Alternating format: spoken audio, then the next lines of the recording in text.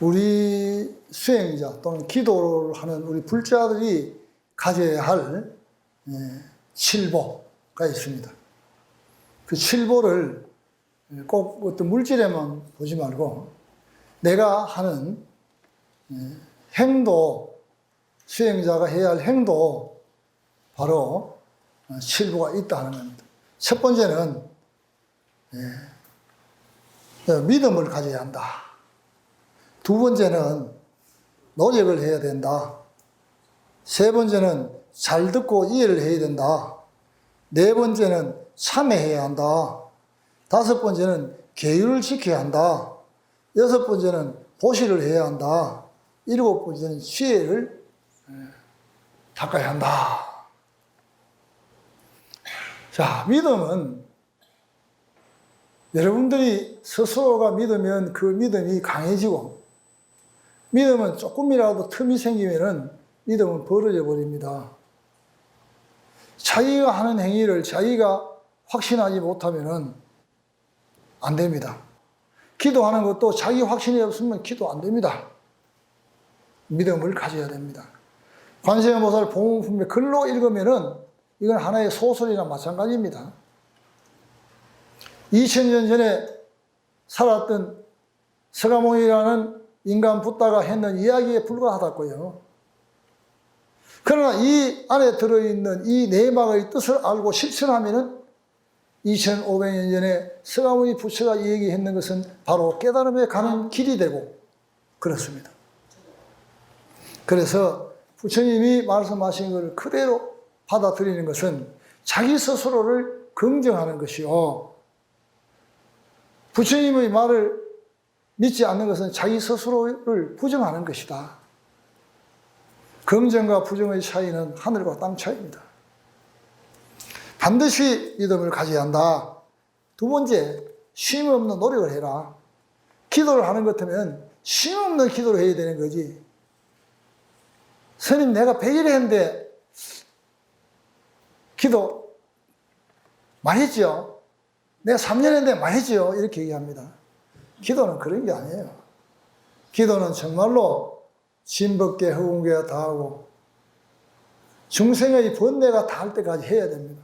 그 말은 무슨 말이냐면 내가 부처를 이루기 전까지는 기도하고 수행을 해야 된다.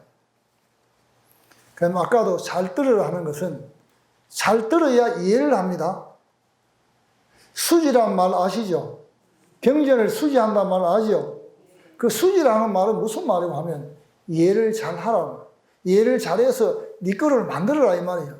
네? 그래서 경전에 서사해설 수지 독솜이라거든요. 그거는 무슨 말이냐 하면은 수지하는 것은 뭐냐면은 충분히 그 안의 뜻을 이해를 하고 내가 그 안의 뜻대로 살아가는 것이 수지입니다. 수지라는 것은 법화경의 내용을 잘 듣고 이해를 해야 된단 말이죠. 건강여의 내용을 잘 듣고 이해를 하는 것이 수지하는 것이다. 그 다음에 참회해야 합니다. 우리가 사는 것이 다 잘 살았다고 볼 수가 없습니다. 자기의 잘못은 남에게 사과할 줄 아는 것이 참회예요. 간단합니다. 참회가 뭐 뉘우치고 할 것도 없습니다. 내가 미안하게 됐구나. 그래, 가슴 아프게 만들었지. 안 됐구나. 이 마음을 딱 가지는 게 그게 참회예요. 그 다음에 뭐냐면은 계율을 잘 지켜야 합니다. 계율이라는 것은 나를 지켜나가는 지팡이예요. 나를 지켜가는 지팡이예요. 그래서 큰 스님들이 뭘 들고 다닙니까? 육한장 들고 육한장.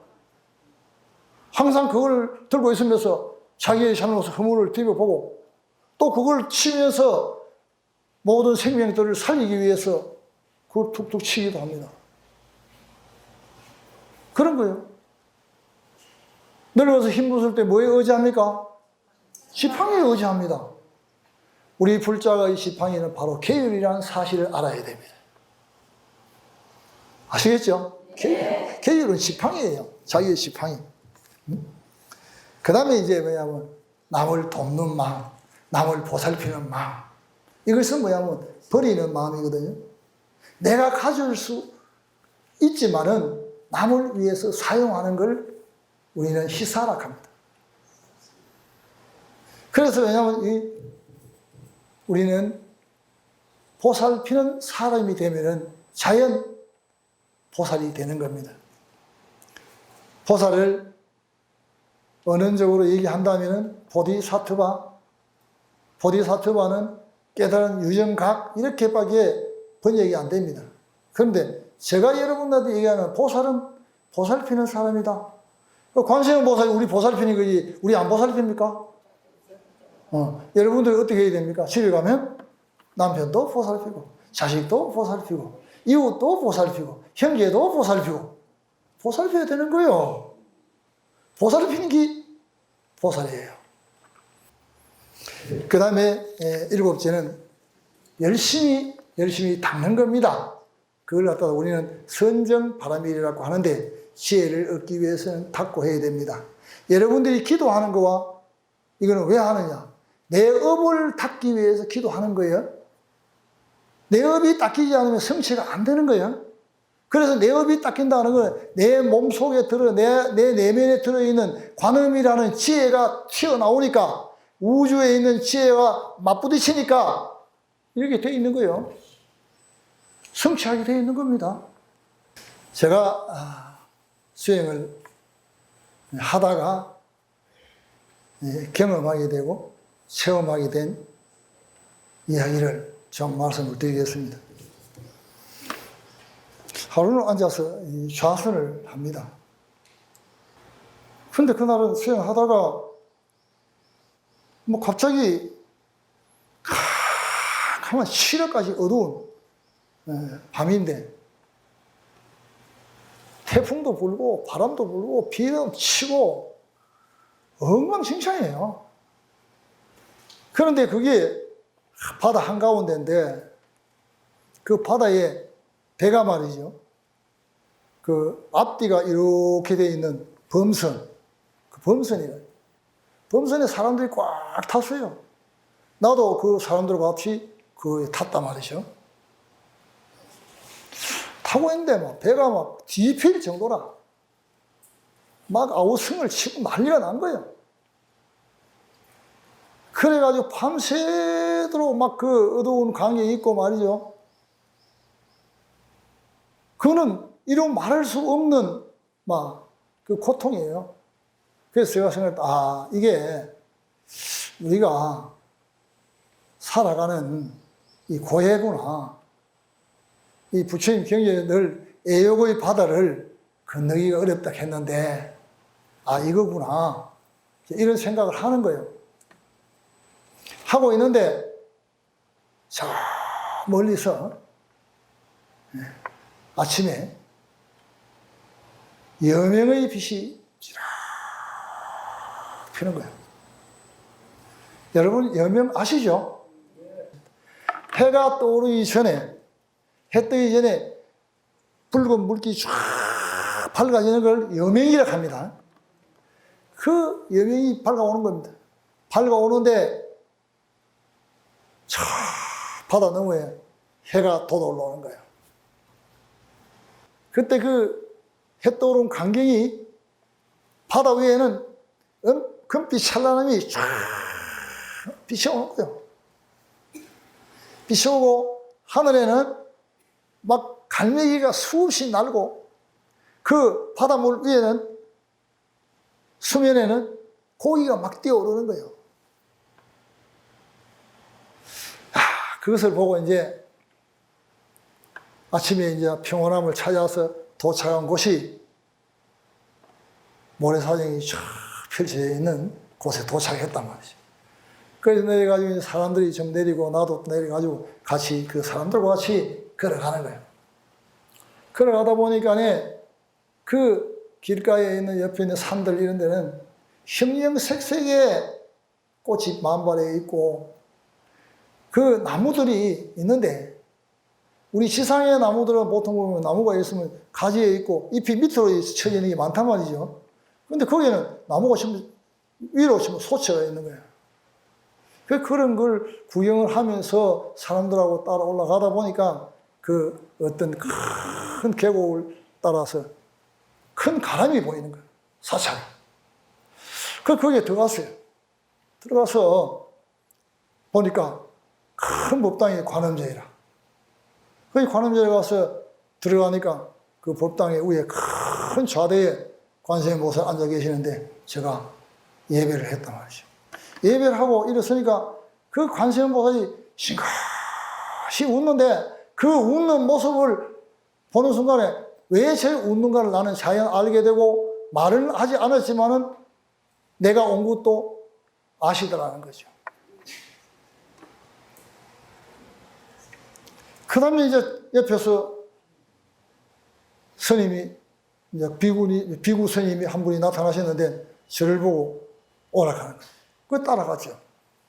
따라가니까 또 큰 법당이 있는데 거기 들어가니까 지장보살님이 또 계시는 거라. 그 지장보살님에게 예배를 올리서 나서 보니까 여러 정각을 구경하게 됐는데 옆에서 따라오시던 스님은 온데 간데 없고 내 혼자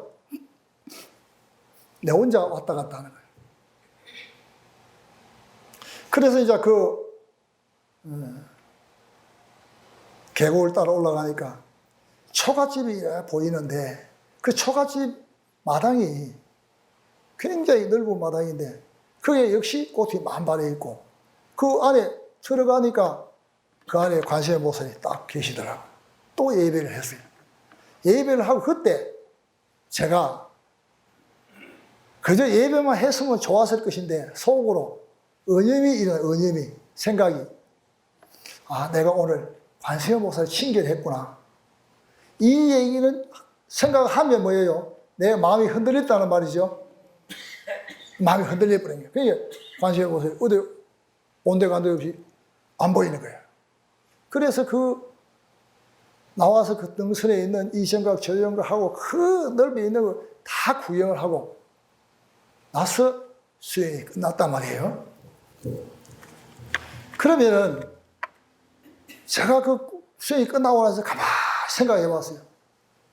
이거는 도대체 무엇을 얘기를 해야 되나? 무엇을 얘기해야 되나? 이 캄캄한 거라는 것은 말 그대로 무명입니다. 무명. 캄캄한 밤이라는 것은. 거기에 비바람이 치고 있다는 것은 우리 인생 살아가는, 우리 자충 우두를 하잖아요. 그 인생을 살아가는 그런 거예요. 그리고 나서 내가 그 배에 탔다 하는 것은 이 어려움에서 깨달음으로 가는 길이었다는 거죠. 그 다음에 이제 여명이 밝아왔다는 것은 어두움을 깨뜨리기 위해서는 밝음이 오게 돼 있죠. 거기에서 해가 떠올랐다 하는 것은 나의 각성이 넘어가는 거예요. 그런데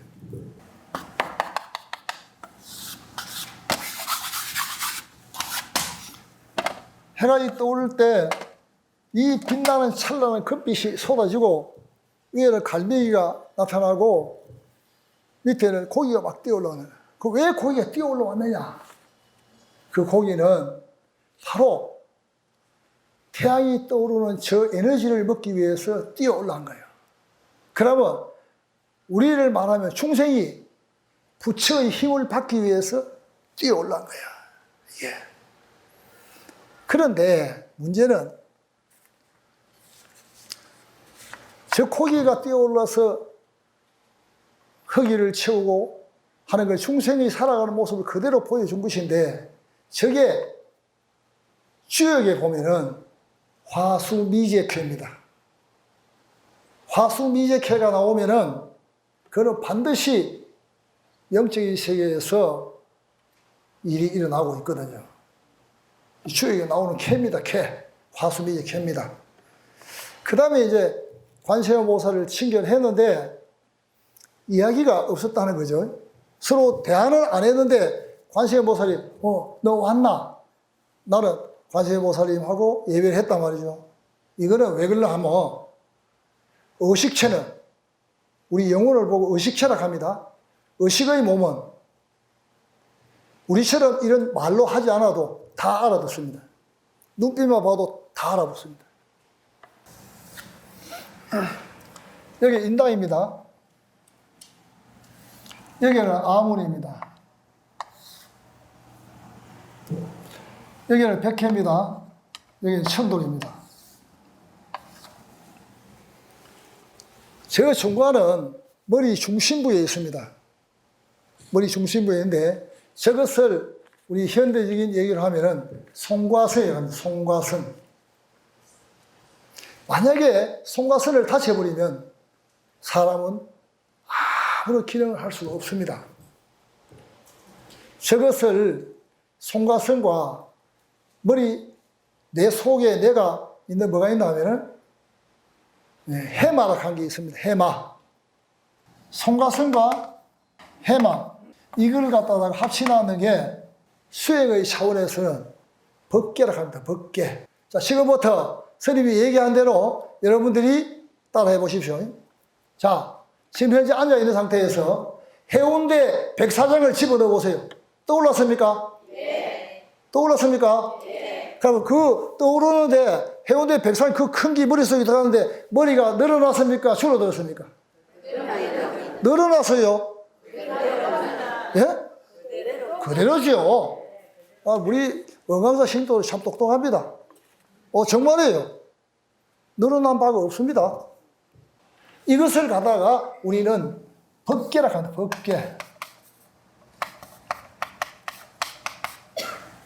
인간의 몸 속에, 두뇌 속에 법계가 있다.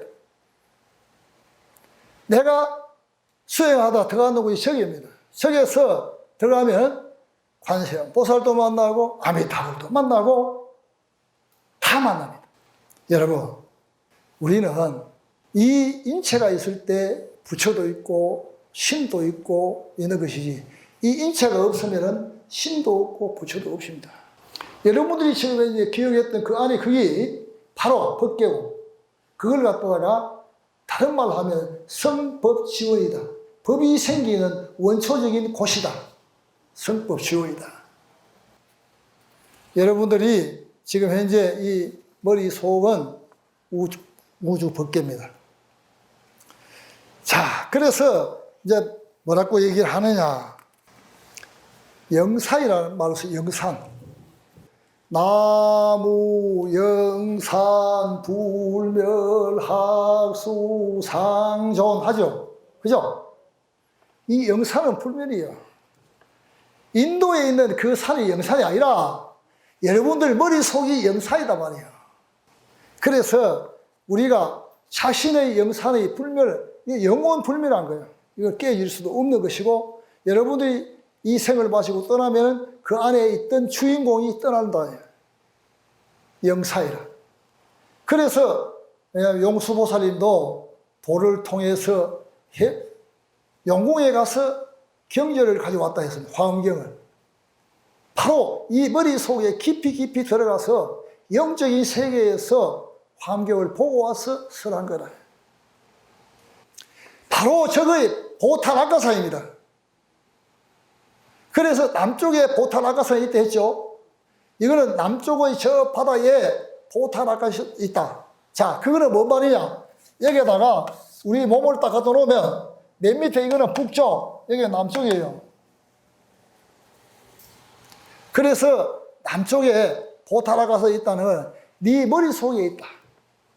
다른 데 있는 건 아니다. 네 머릿속에 있는 것이다. 그러니까 네 마음을 깨끗이 하고 네가 관세음보살을 열심히 하고 지극정성을 해서 네가 관세음보살을 만나라 하는 거예요.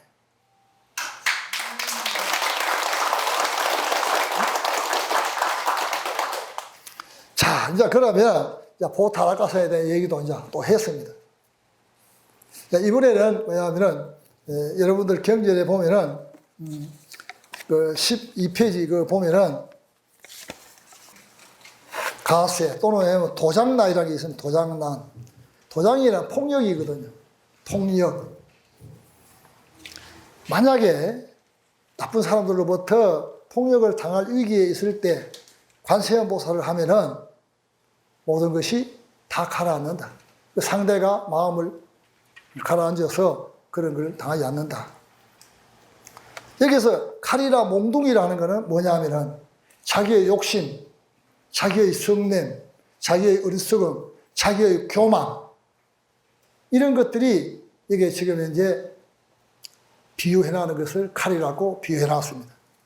자, 부처님 얘기가 또 하나 얘기하겠습니다. 부처님께서 법장경에 얘기를 하셨습니다. 자, 합장하십시오. 중생의 성품은 정한 바가 없어 악한 데 가까이 하면 악해지고 착한 데 가까이 하면은 착한 성품으로 변해진다. 옛날에 어떤 나라의 왕이 죄인을 처형할 때에서는 아주 난폭한 코끼리가 한 마리 있었는데 사형에 처할 사형수가 있으면 코끼리에게 술을 먹여 난폭하게 만들어서 죄수를 우리 속에 넣어주면 밟아 죽이었다. 어느 날 코끼리가 화재로 인하여 우리가 없어져서 사찰에다 그 코끼리를 옮겨두었느니라. 그리고 얼마 후에 사형할 사람이 있어 그 코끼리를 우리에 넣자 그 코끼리가 사람을 보고 피해가기만 하였다. 국왕이 진노를 하여 그 까닭을 추궁하니 시에 있는 한 대왕이 코끼리를 절간에 옮겨둔 이후로 날마다 경일는 소리와 스님들의 착한 말씀만 들었기 때문에 그런 줄 아옵니다. 하고 아뢰었다. 국왕은 신하의 소리를 듣고 다음에는 도살장 옆에 옮겨두자 코끼리가 전과 같이 포악한 성품으로 변해버렸다. 사람도 환경에 따라 그 성격이 달라지며 교화함에 있으면 한 사람이 될 수 있고 나쁜 사람이 되기도 하며 그러하느니라.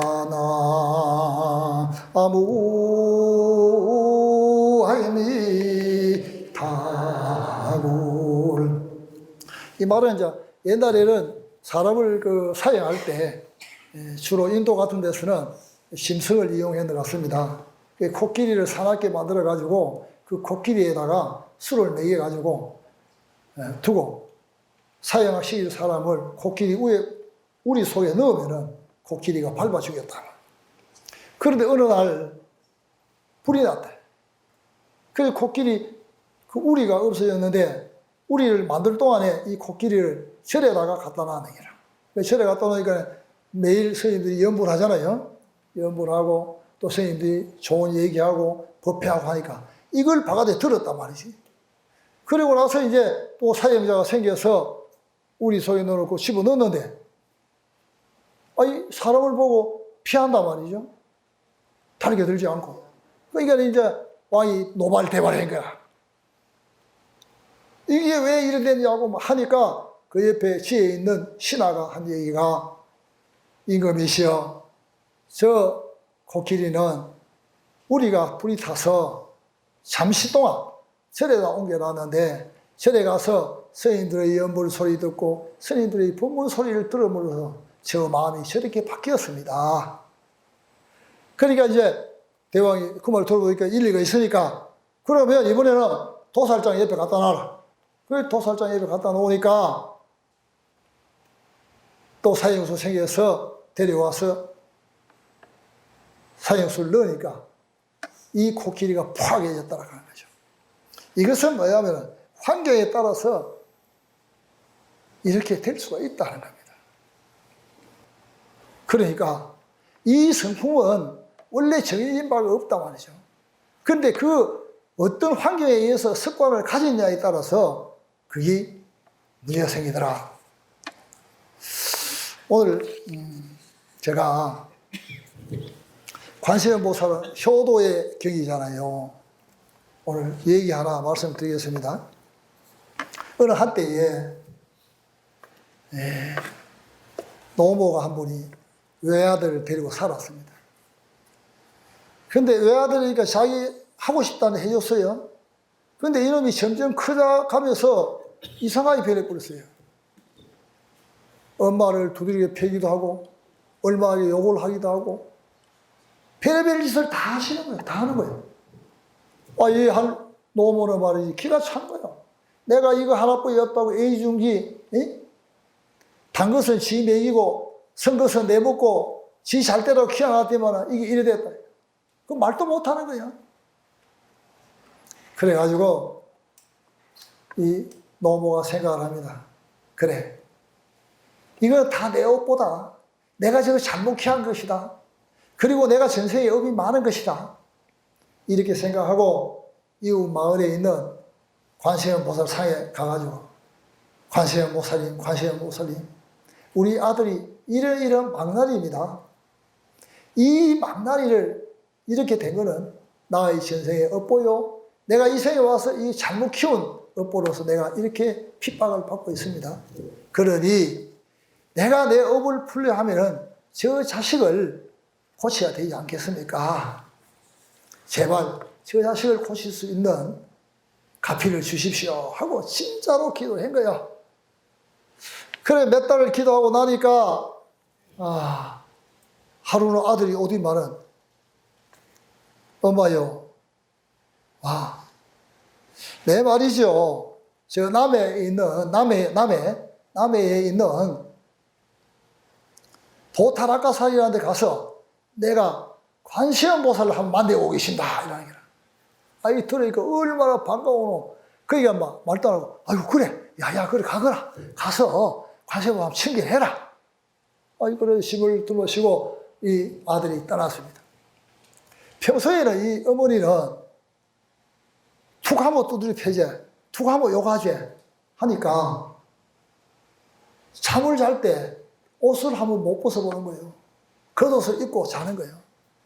그런데 마침 이 아들이 먼데 떠나고 나니까 혼자 좀 편안했단 말이죠. 그래서 모처럼 겉옷을 벗고 속옷바람으로 잠을 자고 이랬단 말이죠. 그런데 이 아들은 남해에 있는 보타락가산에 가서 관세음보살을 막 찾았는데 만나지를 못했다. 그래서 내려오면서 온갖 많이 심청을 부리면서 내려오다 보니까 거기에 폭포가 있는데 노인이 한 분이 딱 앉아 계시는 거라. 거기 가서 노인장 말 좀 물읍시다. 얘기해 보세요. 여기에 말이지 관세음보살이 있다 했는데 내 못 찾았는데 어디 가면 만날 수 있어. 그 노인이 하시는 얘기가 정말로 관세음보살을 칭견하고 싶소. 예, 내가 관세음을 좀 만나야 되겠습니다. 그러면은 지금 바로 곧장 집으로 돌아가시오. 집으로 돌아가면은 바깥에서 어머니 하고 부르면은 이불을 뒤집어 쓰고 신발을 거꾸로 신고 뛰어나오는 사람이 관세음보살이요. 알았습니다. 왔네 거야. 오니까 밤이 늦어가 도착했는데 대문이 잠겨 있단 말이죠. 그 바깥에서 소리를 지르는 거예요. 어머니 내 와서, 어머니 내 와서. 그러니까 잠자던 이 노모가 놀리가 말이지. 옷 입을 겨를도 없는 거라. 그래 막 이불로 뒤집어 서고 뛰 나갔는데 신발도 바로 신을 수가 없는 거야. 거꾸로 막 신고 뛰 나가 문을 여니까 이 사람이 바깥에 보니까 그 노인이 말씀하신 대로 이불을 뒤집어 쓰고 신발을 거꾸로 신고 나오는 사람이 관세음보살이다. 그걸 딱 생각해. 그 순간에 관세음보살이 우리 어머니였구나. 우리 어머니였구나. 이래 마음을 고칠 거예요. 고쳐가지고 그 이후에는 이 관세음보살이 이 아들이 관음행을 해가지고 어머니를 모시고 이게 잘 살았다는 그런 이야기가 되겠습니다. 자, 이제 그럼 또 넘어가겠습니다. 이제 가세의 난, 그 뒤에 보면 또 뒷게 보면 있습니다. 가세의 난, 가세의 난이라는 것은 형벌의 난이에요. 형벌. 우리가 죄가 있어서 현실적으로 문제가 생길 경우도 있지만은 죄가 없어도 너무 모함에 빠져가지고 또 죄가 생기는 경우도 있고, 도덕상 잘못해가지고 항상 마음에 죄를 지는 게 있단 말이죠. 그런데 여러분들이 죄는 뭐고 업은 뭐냐 알아야 된다 이거죠. 죄는 어떤 범죄를 하기 위해서 준비하고 모의하고 실행하고 아니면 미수에 그치는 것을 죄라고 합니다. 업은 뭐냐 하면은 여러분들이 살아오는 생활 습관입니다. 그러면 죄와 업은 어디에 있느냐? 여러분들 살아있는 사람 죄와 업은 자기 머릿속에 있습니다. 지금 여기서 남 앞에 밝힐 수 없는 자기만의 비밀이 있을 겁니다. 그럼 우주 공간에도 이와 같은 업이 있습니다. 자, 요새 현실적으로 한번 봐봅시다. 우리 참 잘 살지요? 그죠? 네. 잘 살면 첫째 인간은 뭘 하고 싶어 하느냐? 5가지 욕망이 생기거든요. 가지고 싶은 욕망, 재물욕, 잠자고 싶은 욕망, 수면욕, 또 명예욕, 이런 욕심이 생긴단 말이죠. 그 중에서 제일 욕심이 많이 생기는 거는 놀고 싶은 거예요. 돈 좀 있으면은 사람들이 흥청망청하고 별짓을 다 합니다. 그런데 오늘 이 법회에 이런 얘기해서 좀 미안한 얘기입니다만은 좀 깊이 생각해 봐야 됩니다. 첫째, 돈을 좀 번다 하면은 내포처로서 낚시합니다, 낚시. 어부가 고기를 잡는 거와 놀기 위해서 자기의 욕망을 위해서 자기의 기쁨을 위해서 하는 것은 죄가 됩니다. 자기의 그 즐거움, 그 손이나 그 손맛, 그 전율을 느끼기 위해서 그거를 하려고 낚시 도구를 준비해 갔단 말이죠. 자, 예를 바꾸어 봅시다. 만약에 신이 있어서 우리한테 낚싯줄을 들어오고 있는데 우리가 모르고 낚싯줄에 걸려버렸다. 우리도 살기 위해서 바둥거리지 않느냐 이 말이야. 우리의 생명이나 그 고기의 생명이나 생명은 똑같아가는 거예요. 미물의 생명이나 나의 생명은 똑같아가는 거예요. 틀립니까? 맞습니다. 똑같은 거예요. 그 어부는 뭐냐면 생계를 위해서 아무 생각 없이 고기를 잡거든요. 그거는 섭이 됩니다. 업이 됩니다. 그건 업이 됩니다. 능경에 뭐라고 되어 있느냐? 능경에 이 대목이 있습니다. 양을 죽인 자는 양으로 태어나고 죽임을 당한 양은 사람으로 태어난다. 이거 딱 못 박아놨습니다. 내가 재미로 오락으로 했는 행위가 죄가 된다는 거죠. 오락으로 하는 행위가. 그래서 부처님께서 이 얘기합니다. 남의 생명을 해치고 나면 죽고 사는 과정에서 원망이 발생한다. 그럼 그 고기가 바둑을 할 때 얼마나 원망했어요. 니 두고 보자. 니 나를 꼬았지. 내 니한테 속았단 말이야. 니가 나를 죽이려 하잖아. 내 이거 가만두지 않겠다고 얼마나 큰 원망을 하겠어요. 이 얘기 부처님이 해놨던 겁니다. 그래서 인과가 발생하고 끝이없이 죽고 살리고 한다. 모든 불자들이여 스스로 죽이거나 남을 시켜서 죽이거나 방편으로 죽이거나 찬탈하여 죽게 하게 하면은 죽이는 것을 보고 기뻐하거나 주문으로 저주하고 죽이거나 모든 일체 행위를 말지어다. 죽이는 인과 죽이는 이는 인연이 되어서 그 서슴없이 행해진다. 이 얘기입니다. 그래서 내가 넘을 죽이면 그에 대한 과보를 반드시 받는다는 걸 얘기를 하죠. 중국의 그 아주 유명한 스님인데 오달국사라고 하는 스님이 있어요. 오달국사. 그 스님이 본명이 그 서현 스님이에요. 서현 스님. 그 스님은 14살 때 출가해가지고 열반경을 강의하는 사람이에요. 14살 때. 스님들 모아놓고 열반경을 강의하신 분이다 말이죠. 그런데 어느 날 보니까 길거리에서 노인이 한 분이 쓰러져가 있는데 아무도 안 가는 거예요. 왜냐하면 그 스님은 풍병, 문둥이병이 앓으니까 안 가는 거예요. 그런데 이 스님이 가서 구해가지고 몸을 낫게 했단 말이죠. 그 이듬해에 이분이 떠나면서 얘기를 합니다. 참 그동안 고맙다. 자네가 나를 이렇게 살려줘서 고맙다. 그런데 다음에 네한테 어떤 문제가 생기거든. 나를 찾아오라.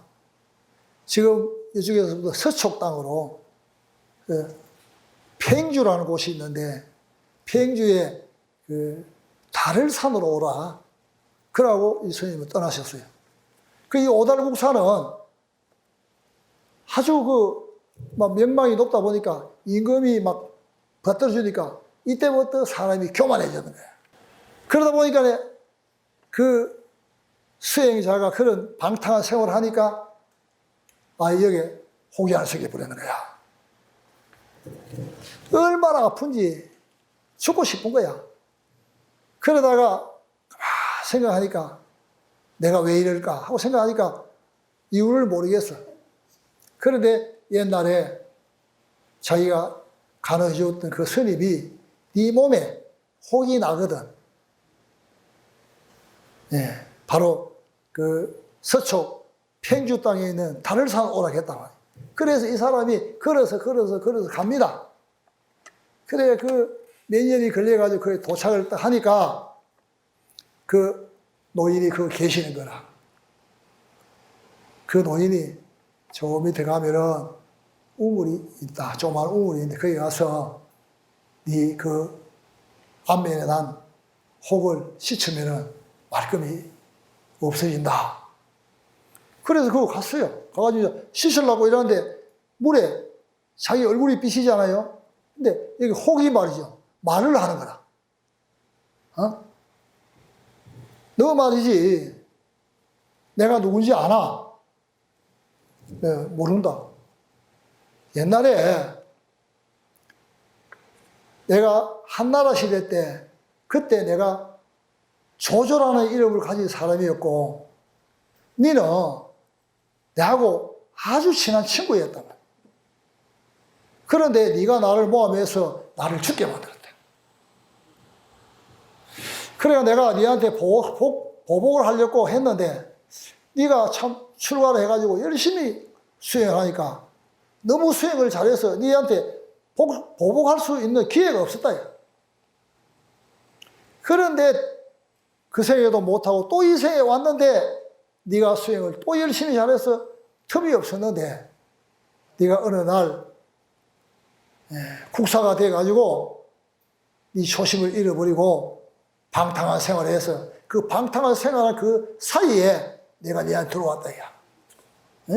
그래서 내가 네 죽이려 했다. 그 우야무대로. 네가 진심으로 네가 참여를 하면은 네 없던 걸 해주마. 이래가지고 오달국사가 참여를 했어요. 참 치부야 멸하게 됐다. 내가 그 당시에 내가 왜 그런지 모르겠다. 내 네 말을 듣고 나니 내 네 심정을 이해를 하겠다.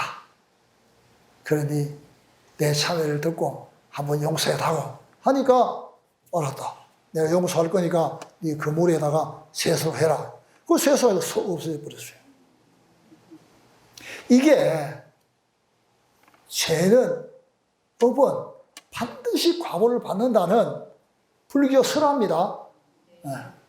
자, 오늘은 이렇게 마치도록 하겠습니다.